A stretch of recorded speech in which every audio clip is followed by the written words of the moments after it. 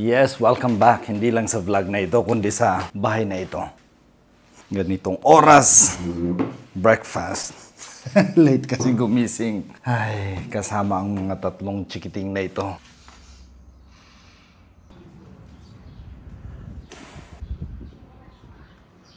Mag-unboxing din tayo mamaya. Matanong ko lang, ano ang isa sa mga sure sources ng motivation mo? Kasi meron ako. Sana yung sagot ko sa question na yon, pwedeng ganun din sa'yo. Patungkol doon ng vlog na ito. Alright.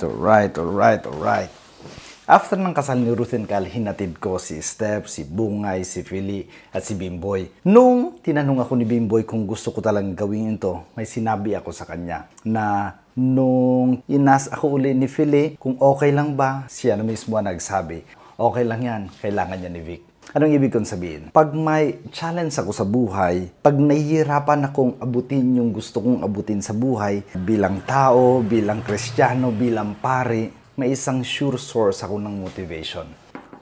Ang paggawa ng mabuti para sa iba. You see, pwede naman na after ng kasal, kanya-kanya nang uwi. Pwede yung kasi ganun na ang ginawa, papunta dun sa venue. Pero nakita ko, sabi ko, kailangan ko to. Kailangan ko mag-offer ng something good para sa kanila. Not only to make me feel better, but to motivate me to do more good para sa iba. Ganun na nga ang nangyari. And I'm happy na ginawa ko yung bagay na yon. At ngayong araw, may isang opportunity para sa akin na makagawa na naman ng mabuti para sa iba. Last part ng vlog na ito makikita nyo. After ng kasal, nag-unboxing na ako ng gift ni Khalil sa akin. Unboxing. Congratulations, Cal and Ruth. Cal, sa iling ko ayaw kayo niyang pagi, pero di ko easy. Moment of truth.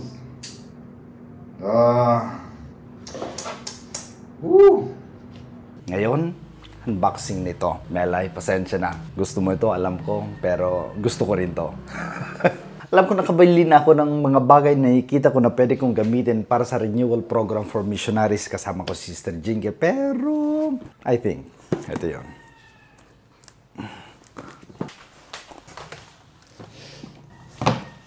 Wait! Ito, pwede na to. Moment of truth. Kayo ang unang makakita. Meron ng ganito. Meron ng ganito. Sa loob niya, meron na visa na lang ang kulang. Magpaparoam na ito.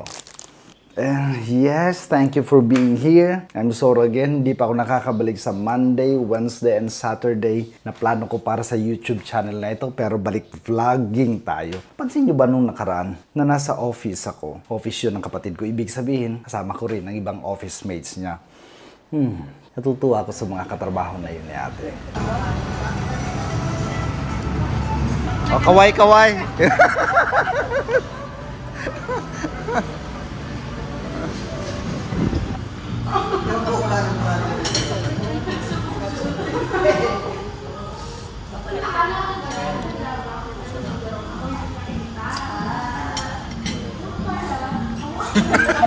Ang hilag na sungit. Magkuyang ka din ako lahat.